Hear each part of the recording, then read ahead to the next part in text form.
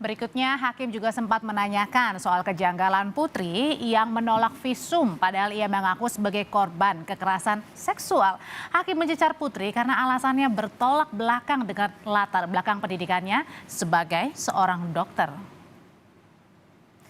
Putri berdalih sebagai korban kekerasan seksual dirinya malu dan takut jika peristiwa ini terbuka dan menjadi aib bagi keluarga. Putri takut suaminya Ferdy Sambo tidak bisa menerima keadaannya. Setelah kejadian, saya itu hanya bisa diam dan tidak bisa berkata apa-apa karena saya bingung dan saya malu dengan apa yang terjadi pada saya.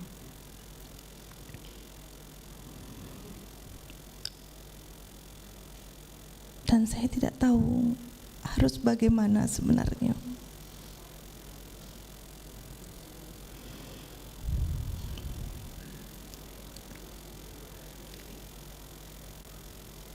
Waktu itu pun ada psikolog, tapi saya juga tidak berani untuk menceritakannya.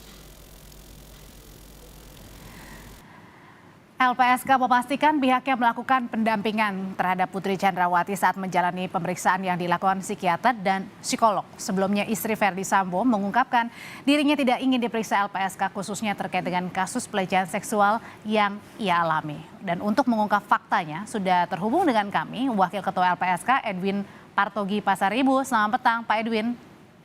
Selamat petang Pak Andre.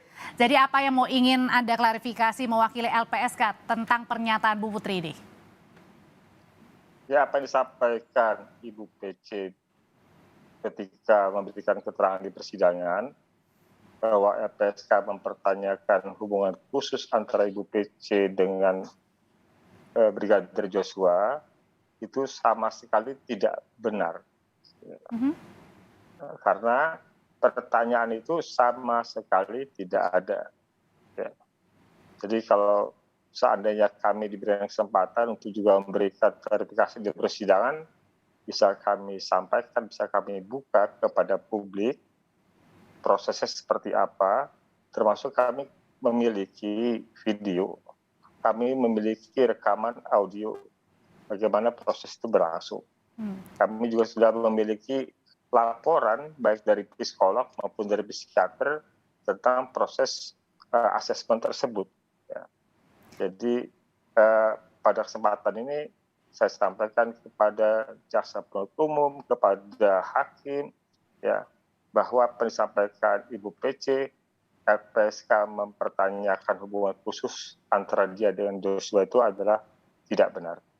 Ya, jadi di sini punya kesempatan ya Pak Edwin ya. Jadi pada saat itu hasil asesmennya seperti apa dari LPSK?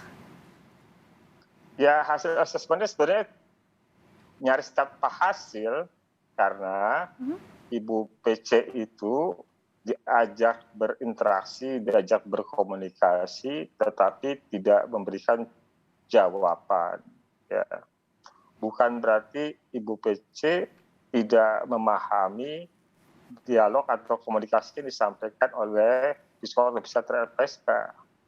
Menurut psikolog dan psikiater LPSK, Ibu PC sebenarnya memahami pertanyaan atau apa yang disampaikan oleh psikolog psikiater kepada Ibu PC.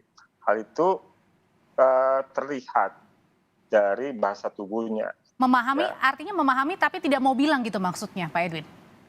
Betul. Nah, jadi Ibu PC itu mengikuti ditanyakan segala macam ya. Ada pertanyaan-pertanyaan yang memang sengaja dimunculkan untuk memancing.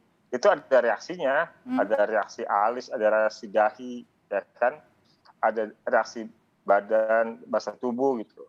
Jadi psikolog dan psikiater kami mengetahui bahwa Ibu PC sebenarnya ya memang dia memahami pertanyaan, tetapi dia memang menolak untuk memberikan jawaban. Apa itu waktu alasannya untuk menolak Pak Edwin memberikan jawaban? Ya, yang tahu itu kan Ibu PC sendiri kenapa bersikap seperti itu. Oh tidak bilang Ya. alasannya ya? Tidak bilang alasannya kecuali yang disampaikan malu Bu, ya kan? Jadi ketika didalami lagi apa yang membuat Ibu malu tidak juga memberikan jawaban. Gitu. Dan ini Anda dan tim waktu itu anggap keanehan karena kan sebagai korban seharusnya bilang ya, karena kan LPSK juga bertugas untuk melindungi korban, bukan hanya saksi. Ya kan begini Mbak Andri, Bandro, kan bukan kami yang minta PC untuk dilindungi, tapi kan Ibu PC yang meminta untuk LPSK dilindungi. Oke, apa yang janggal Ya di kan, sini Pak artinya, Edwin? ya artinya kan lazimnya orang yang meminta bantuan dan tolong kan lebih responsif kan, lebih antusias kan. Gitu. Tapi kemudian pada saat kemarin, Tapi kan ini kan berbeda, saya sampaikan berbeda dengan korban lainnya yang mengajukan perlindungan ke LPSK. Kami ini bukan hanya korban yang dalam konteks seperti kita saja, tetapi yang berkebutuhan khusus juga kami temui, ya, kami dampingi, kemudian kami juga membawa misalnya dari ahli-ahli yang berkebutuhan khusus, ya, tapi ada reaksinya ya, atau kemudian kan ada komunikasi yang bisa dipahami oleh ibunya, oleh siapapun, gitu. Maksud saya kepada orang-orang yang punya kebutuhan khusus saja kami tidak punya hambatan untuk bisa memahami apa yang terjadi. Ini kan UPC tidak dalam posisi itu kan. Kan harusnya kalau dia punya kemauan untuk menyampaikan apa yang dia alami, tentu kami bisa tahu yang menurut Ibu PC yang terjadi itu apa. Tapi karena Ibu PC sendiri tidak menyampaikan hal itu, semua orang jadi tidak tahu sebenarnya yang dialami Ibu PC apa. Kalau misalnya Bu Susi juga nggak tahu apa yang terjadi di tanggal 7, Kuat juga nggak tahu, Ricky Rizal juga nggak tahu, Richard juga nggak tahu. Ya, Pak Edwin, sebenarnya waktu itu formula atau pertanyaan-pertanyaannya apa sih yang sehingga kayaknya membuat Bu PC ini bukan kayaknya lagi, memang tidak mau menjawab. Apakah ada mengarah ke arah hubungan dengan Yosua kah? Atau semua pertanyaan nggak dijawab? Semua pertanyaan ada bisa dikatakan tidak mendapatkan jawaban yang cukup ya. Kalau pertanyaan itu ini aja pertanyaan dari psikolog ya, saya sempat catatkan. Boleh nggak diobrolin Pak Edwin? Kira-kira pertanyaannya apa pada saat itu? Ya udah langsung. Pertanyaan misalnya gini, apakah permohonan perlindungan diajukan atas inisiatif Ibu sendiri?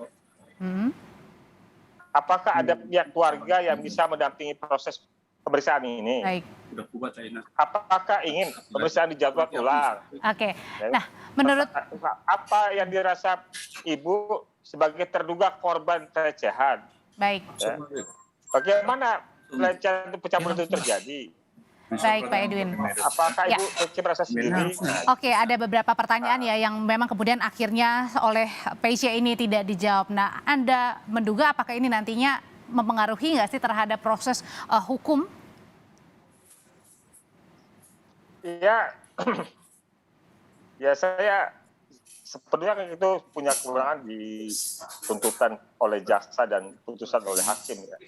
Tetapi lagi-lagi ini kan seperti menebalkan ketidakpercayaan publik ya terhadap apa yang coba ditampilkan seolah-olah bahwa dirinya lah yang jadi korban gitu loh. Oke. Itu yang tidak teridentifikasi dari sejak awal bahwa Ibu PC korban. Itu yang kami sudah seringkali juga menyampaikan bahwa sulit memahami Ibu PC sebagai korban dari kekerasan seksual. Ya, menjadi korban, tapi pada saat ditanyakan oleh LPSK tidak ada satupun yang menjawab keterangan-keterangan dari Bu Putri Chandrawati. Terima kasih informasinya. Wakil Ketua LPSK Edwin Partogi Pasaribu sudah berbagi di Kompas Petang. Saya selalu Pak Edwin. Selamat Mbak, makasih Mbak.